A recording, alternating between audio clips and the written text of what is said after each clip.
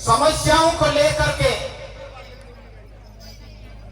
काफी समय से इकट्ठा होने का प्रयास कर रहे हैं और इस पूरे मध्य भारत और पश्चिमी भारत में आदिवासी एकता परिषद का इसमें अहम रोल है।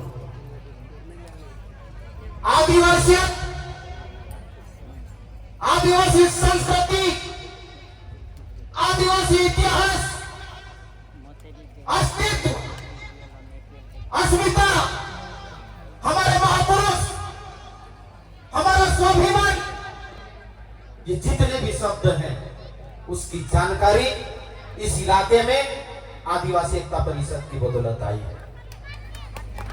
और आदिवासी एकता परिषद, जैसे एक साथी ने कहा कि हमारी मां है और हम उसके बेटे हैं, तो आदिवासी एकता परिषद ने, जिसमें वाहरू दादा सोनवणे जी यहां पर बैठे हैं, साधना मीणा जी बैठे हैं, गोसा दादा बैठे हैं, जय सिंह भावरा जी बैठे हैं, प्रभु टोकिया जी बैठे हैं, बाबुल जी बैठे हैं, हम लोग अपने अपने इलाके में बहुत सारे लोग बात करते हैं, अलग अलग संगठन है, लेकिन साल में एक बार 13, 14, 15 जनवरी को जिस एकता की आप बात करते हैं उसकी मिसाल आदिवासी एकता परिषद के आदिवासी सांस्कृतिक एकता महासम्मेलन में देखने को मिलती है। और उसी का परिणाम है कि ये जो बुजुर्गों ने काम किया, धीरे धीरे करके अब देश का युवा धीरे धीरे करके उसे आगे बढ़ा रहा है। मैं मध्य प्रदेश का उदाहरण देना चाहता हूं कि एकता का क्या होता है। संगठित होकर के डाटा, तथ्य, तर्क के साथ में बात करने का परिणाम क्या होता है। अभी हमारे यहां पर देखिए, जितनी भी समस्या गिनाई है, समस्या आखिर कौन क्रिएट कर रहा है, उसका समाधान आखिर कहां पर है, इसको हमको समझने की जरूरत है। मुझे बताइए, इस देश में संविधान की परिकल्पना छोड़ दीजिए, देश चलेगा? चलेगा? नहीं चलेगा। लोकतांत्रिक मूल्य की परिकल्पना को छोड़ दीजिए, देश चलेगा? नहीं चलेगा। और क्या एकदम से आप इस व्यवस्था से बाहर आ जाएंगे? नहीं आ सकते। जहां व्यवस्था में खराबी है वहां पर हमको घुसना पड़ेगा। कहां खराबी है? डॉक्टर के पास जाते हो आप लोग? जाते हैं ना, बीमार हो जाते तो आपका ब्लड टेस्ट करता है डॉक्टर, यूरिन टेस्ट करता है, एक्सरे करता है, एमआरआई करता है, सीटी स्कैन करता है। क्यों करता है? आपकी बीमारी को ढूंढने के लिए, ताकि उसका ठीक से इलाज हो सके। हम बोलते कि डॉक्टर होना है नहीं, आज के इन हालातों में जिंदा रह पाएंगे? हम भी आदिवासियत छोड़ के सारा रासायनिक खाद, दवाई, जितने हमारे असली बीज थे सब खो चुके हैं। हमारे बड़ों को तो भी कोई पूछता ही नहीं है, जड़ी बूटी के बारे में कोई जानता ही नहीं है। तो जैसे डॉक्टर को दरकिनार नहीं कर सकते, वैसे इस देश के संविधान को भी दरकिनार नहीं कर सकते, वैसे इस व्यवस्था को भी दरकिनार नहीं कर सकते। तो आखिर करें क्या हम? हमको इस व्यवस्था में अच्छे लोगों को जाना पड़ेगा, और जहां बीमारी है उसको समझना पड़ेगा, और जो बीमारी उत्पन्न कर रहा है उसके सामने आंखें में आंख डालकर बात करना पड़ेगा। और यदि हम अपने कार्यकर्ताओं को सही दिशा नहीं देंगे और हम भीतर भीतर होकर लड़ाई लड़ेंगे, ये लोकतंत्र है। मुझे बताओ, एक व्यक्ति ऐसा है यहां पर जो वोट नहीं देता हो? ऐसा सारे ही लोग वोट देते हैं। हमको तय करना पड़ेगा कि आखिर हमारा दुश्मन कौन है, और दुश्मन सभी है तो बड़ा दुश्मन कौन है और कम दुश्मन कौन है जिसके साथ में हम दोस्ती कर सकते हैं। अकेले नहीं लड़ सकते। निकल जाइए आप लोग। आखिर करके ऐसा करके करके जो हमारा दुश्मन है उसको ही हम लोग मजबूत कर रहे हैं। ये हमको सोचना पड़ेगा। मैं मध्य प्रदेश की बात कर रहा था कि 23वें मध्य प्रदेश का विधानसभा का चुनाव हुआ। इतिहास में पहली बार, चाहे भाजपा हो या कांग्रेस हो, आदिवासियों के मुद्दों को अपने वचन पत्र या घोषणा पत्र में लेना पड़ा। क्यों लेना पड़ा? वो इसलिए कि अब समाज के लोग, पढ़े लिखे लोग, समझदार लोग हमारे समाज की बात को समझ करके इस व्यवस्था में बैठे हुए लोगों के साथ में ठीक से बात करने लगे। और कांग्रेस पार्टी को इस बात के लिए हमने मजबूर किया कि आदिवासियों के लिए अलग से वचन पत्र बनाए। ये हमको करना पड़ेगा। बाहर रहकर चिल्लाते रहिए आप लोग, कोई भी सुनने वाला नहीं है।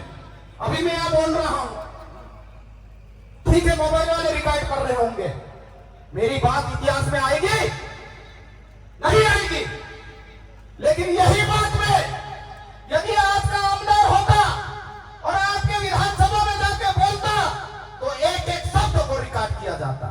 यदि मैं मेंबर ऑफ पार्लियामेंट होता, दिल्ली में जाके बोलता तो मेरी एक एक बात को रिकॉर्ड किया जाता, उसको सीरियसली लिया जाता।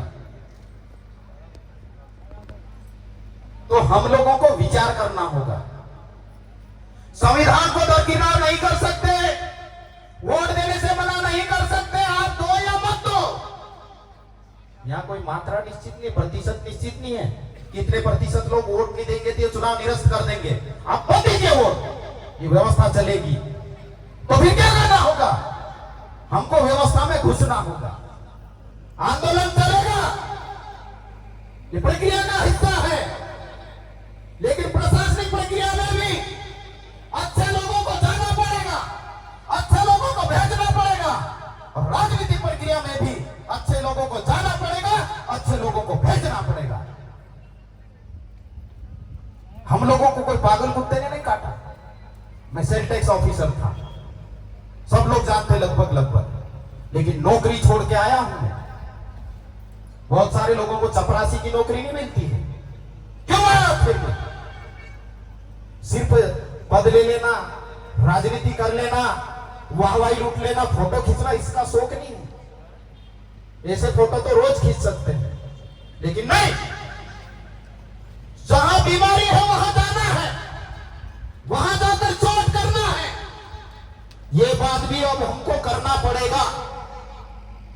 तो साथियों, अभी बात आई, हमारे हजारों लाखों लोग जेलों में पड़े हैं। सतीश दादा ने बताया, सत्य बात है। हमारे जंगल खत्म हो रहे, हमारे इलाके में पानी था, बड़े बड़े डैम बना करके देश के इंडस्ट्रीज को दिया जा रहा है। बिजली बन रही, पानी, तमाम प्रकार की चीजें बन रही। आपको मिल रहा कुछ? नहीं मिल रहा। दादा ने बताया 62% जमीन थी हमारे पास, लेकिन अभी है क्या? नहीं है। कौन छीन रहा थे? क्यों नहीं रुक रहा है ये? इसकी बात आखिर कौन करेगा? इसकी बात सब युवाओं को मिलकर तय करना पड़ेगा। एक और बात आ रही है यहां पर, और सत्य बात है, मैं दादा की बात का 100% समर्थन करता हूं कि हम लोग पूरे 4 साल तक आदिवासी एकता जिंदाबाद, आदिवासी एकता जिंदाबाद, लड़ेंगे, जीतेंगे। और जैसे ही लोकतंत्र में चुनाव आता है, मैं बारेला, मैं वसावा, मैं गामित, मैं भीलाला, मेरे समूह को प्रतिनिधित्व नहीं मिला, यही लड़ाई कर रहे हैं लोग। और जो अच्छा नेतृत्व होता है उसको हरा के बाहर के रास्ते पे हमारे समाज के कोई इंडस्ट्री नहीं है, लाखों करोड़ों रुपए महीने के नहीं कमाता है। जैसे तैसे करके उसके अंदर दर्द होता है कि मैं लड़ाई लड़ूंगा, और आप लोग 4 साल की पूरी मेहनत पानी में फेंक करके जो सच्चा लीडर है उसको फेंक देते व्यवस्था से बाहर। इससे युवाओं को फैसला करना पड़ेगा कि आखिर हम कौन सी दिशा में जा रहे हैं, कौन सी एकता की बात कर रहे हैं। मैं यहां से बात कहने के लिए परहेज नहीं करूंगा कि अभी महाराष्ट्र विधानसभा का चुनाव सर पे है। सारे युवाओं को, सारे बुजुर्गों को, माताओं को, बहनों को यह फैसला करना पड़ेगा, चाहे गोसावा हो, गामित हो, पावरा हो, भील हो, कोई भी व्यक्ति हो, सच्चा नेतृत्व यदि आता है तो उसको सब मिलकर सपोर्ट करना होगा। नहीं तो इस व्यवस्था में पैसे वाले लोग बैठे हुए हैं और हमारे लोग पैसों में लालच में आ जाते हैं। इससे ऊपर उठना होगा, हमको कहना पड़ेगा तुम्हारा पैसा तुम्हारे घर में रखो, हम अपने अधिकार के लिए लड़ेंगे और हमारा जो सच्चा नेतृत्व उसको चुन के लाएंगे। ये बात हमको करना पड़ेगी। अपने वाला बदला नहीं कि महिला खुशी को तो दूसरी कह रहा बदला की नहीं बदला।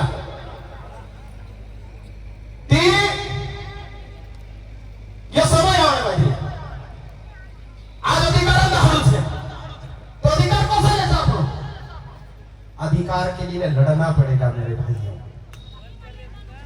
और ये आपने देखा अभी सांगवी में एक कांड हुआ था 1-1.5 साल पहले।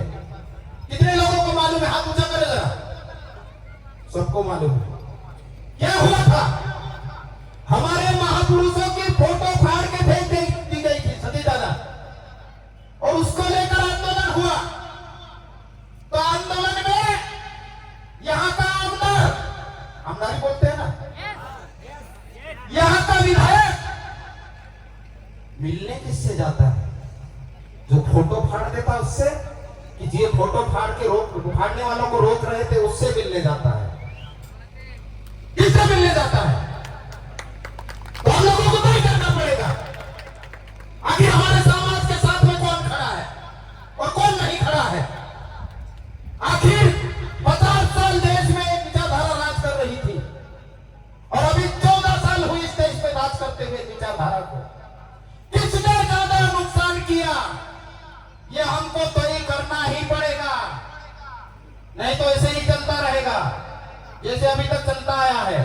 सती दादा बोल रहे थे कि हमको ताली कहां बजाना, रोना कहां, हंसना कहां, ये भी हमको मालूम नहीं। तो युवाओं को जवाबदारी लेना पड़ेगी।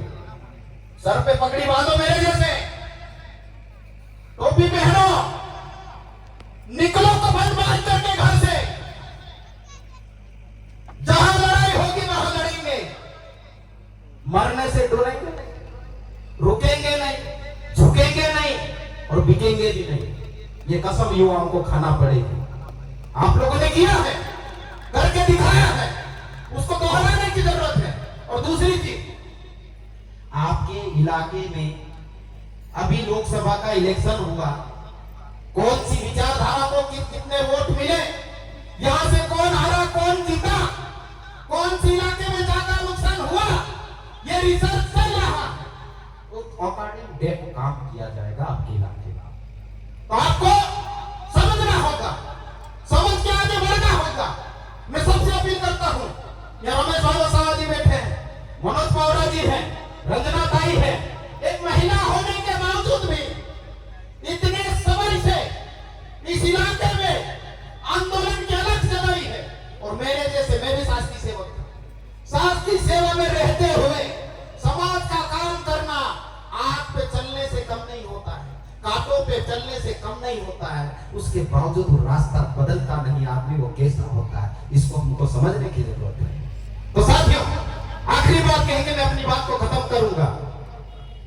काम क्या है हमारा? शुरुआत से मैं आखिरी में आ रहा हूं। मैंने कहा कि समस्या गिना गिना करके समाज को इकट्ठा किया, संगठित किया। अब समस्या का समाधान के लिए लड़ने का वक्त आ गया। तो आपस में मत लड़ो, पद के लिए मत लड़ो, प्रतिष्ठा के लिए मत लड़ो। देखो विधायक बनेगा एक ही, 100 बन जाएंगे क्या बताओ मेरे को? सांसद बनेगा एक ही, जिला पंचायत सदस्य भी एक ही बनेगा, जनपद भी एक ही बनेगा, सरपंच भी गांव में एक ही बनेगा। लेकिन बनना सबको है, लड़ेंगे सब तो नहीं। जिसमें योग्यता है, जिसमें दमखम है, जो हर प्लेटफॉर्म पे जाकर अपनी बुलंदी के साथ में बात रख सकता है, ऐसे लोगों को हमको चयन करना पड़ेगा। और ये अकेले भाषण देने से नहीं होगा, अकेले काम करने से नहीं होगा। अपने अपने इलाके में जाकर के समाज को जगाने का काम कीजिए, समाज की संस्कृति के नाम पे लोगों को इकट्ठा कीजिए।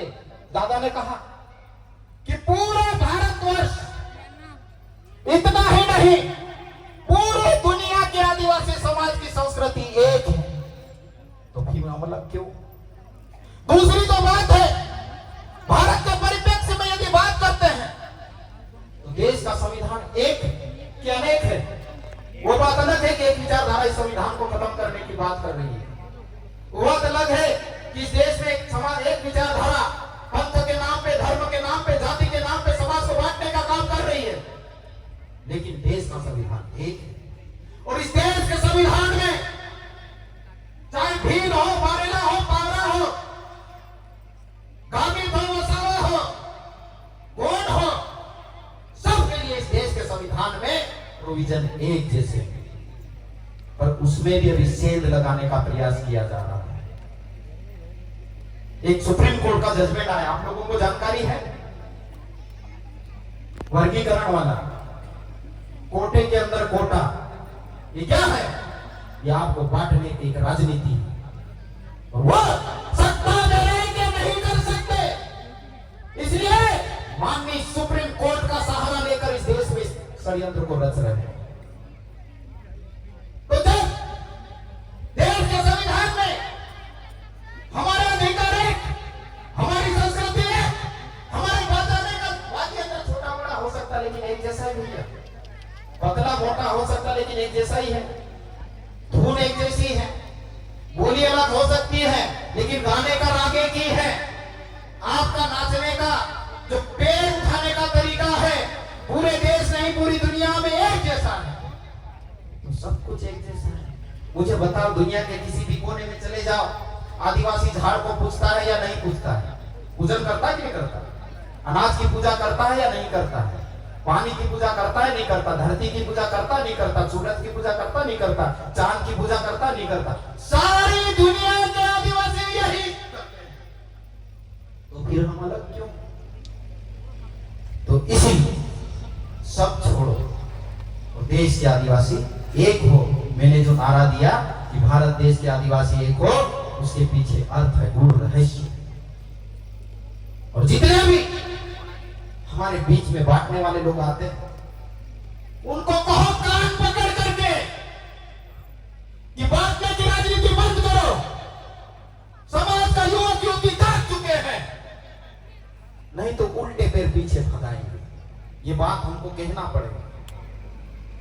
मंच से हम लोग आके कह देते हैं एक हो, एक हो, और पीछे चोरी चोरी काम करते बांटने का। नहीं, यहां भी वैसे ही बात, यहां भी वैसे ही बात, और जमीन पे भी वैसे ही बात करना पड़ेगी, तब जाके समाज एकजुट होगा। करोगे कि नहीं? आवाज नहीं आ रही? करोगे कि नहीं? तो बहुत बढ़िया।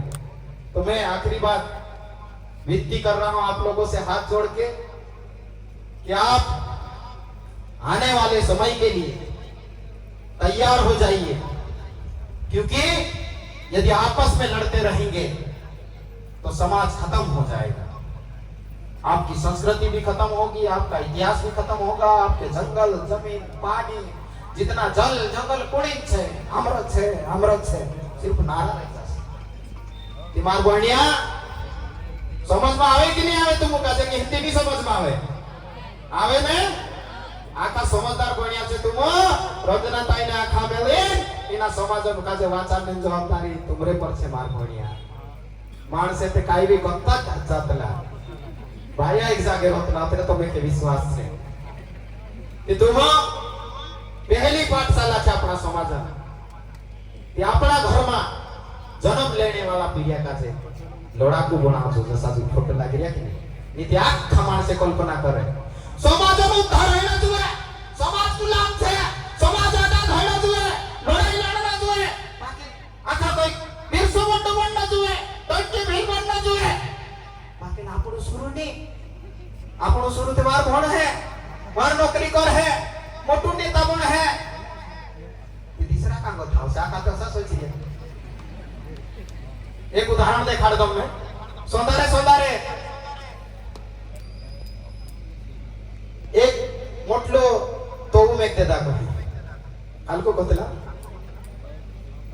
गोड़ाइयो काय को या कहे कि सौंदर्य व्यक्ति उठी जाए एक एक लोटू दूध डालना छे काय नाकड़ो छे दूध यो भाई कोई हइजा का गांव में औते आखा तारसा का मारसर का आखा सोचिया रही ने आखा ते दूध दूध लावी नाखसे आपड़ो एक कोई पानी के जे नाख दे काय फरक पड़से से या खा अंदर ले उठी एक एक कोशिश जाए पानी नाखे हौसा सोचे कि तीसरा दूध नाख से मैं पानी नाखसी काय फरक पड़से से सौंदर्य पीड़ा का काम वाला जे देखे कहे अरे दूध को समय ये तो पानी थईला थसे व्यवसाय नहीं सोचना है एने आखा दूध नहीं नावना छे एने आखा अपना पीढ़िया का जे लड़ाई करते तो तैयार करनो से करसो कि ना करसो एने ये जो एक मंच बनाया आदिवासी अधिकार दिवस उपलक्ष्य में इना का जे हम आदिवासी समन्वय मंच भारत तत्वाधान में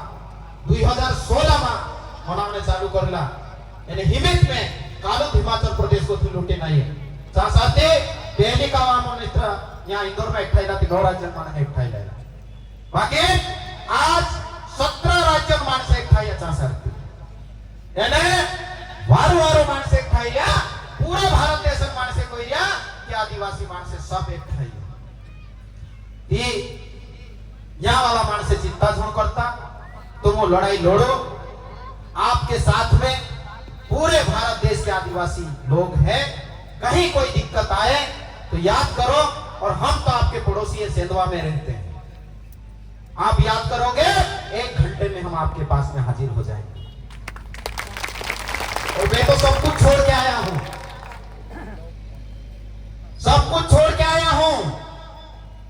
घर पे माता पिता से तिलक लगवा लिया हूं जहां मौत आएगी वहां मंजूर है मुझे इसलिए मुझे मरने से लड़ने से कोई डर नहीं है लड़ने के लिए निकले हैं सतीश दादा ने कहा था कि असली आदिवासी खून है तो लड़ेगा और मैं मानता हूं कि मेरे अंदर असली आदिवासी खून है मैं लड़ूंगा तो आखिरी में आदिवासी एकता का नारा लगाएंगे कि नहीं और जोर से लगना चाहिए ताकि यहाँ जो बोगस आदिवासी का मुद्दा चल रहा है कॉन्स्टिट्यूशन में आखिरी बात कि इस देश के संविधान में प्रतिनिधित्व की व्यवस्था की गई है और उस प्रतिनिधित्व के तहत आपका 2011 का जो सेंसस कहता है कि आपके यहाँ पे लगभग 11.5 करोड़ जनसंख्या है और उसमें 1 करोड़ से अधिक लोग आदिवासी समाज के लोग रहते हैं और 288 विधानसभा सीट है और उसमें से 27 आपकी है कितनी 25 तो थोड़ा परसेंट में भी कहीं ना कहीं कम कर रहे हैं उस परसेंटेज के मुताबिक 27 होना चाहिए तो जब हमारे प्रतिनिधित्व की बात आए तो असली आदिवासी का खून आना चाहिए किसी भी बोगस को हम यहाँ पर बर्दाश्त नहीं करेंगे ये कसम आपको खाना पड़ेगा खाएंगे कि नहीं खाएंगे तो आदिवासी एकता का नारा लगाएंगे और इसी को आगे लेके चलेंगे आदिवासी एकता जिंदाबाद कुर्बानियां नहीं भूलता डुगरी लड़ाइया डीपीटी ने छात्रवती ने आश्रम में खाएंगे कि नहीं तीसरी लड़ाई कौन लड़ से ये कार्यकर्ता लड़ से बढ़िया जरा जोर से नारा लगा दो आदिवासी एकता जिंदाबाद आदिवासी एकता जिंदाबाद लड़ेंगे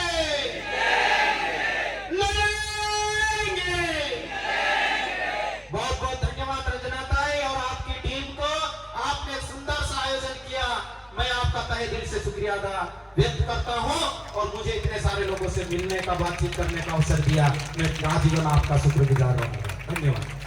धन्यवाद प्रोफेसर जी। हमारे युवाओं में बहुत सारा जोश आपने भर दिया है और निश्चित रूप से युवाओं ने मार्गदर्शन का बहुत बढ़िया लाभ उठाएंगे। लड़ने के लिए पढ़ना जरूरी है और पढ़ने के लिए लड़ना जरूरी है। लड़ने के लिए पढ़ना जरूरी है और पढ़ने के लिए लड़ना जरूरी है। और अपना हक और अधिकार पाने के लिए हमें संविधान पढ़ना जरूरी है, हमें संविधान पढ़ना जरूरी है। इसके बाद में जो छोटे से बच्चों का कार्यक्रम है, थोड़ा सा बैठ के हम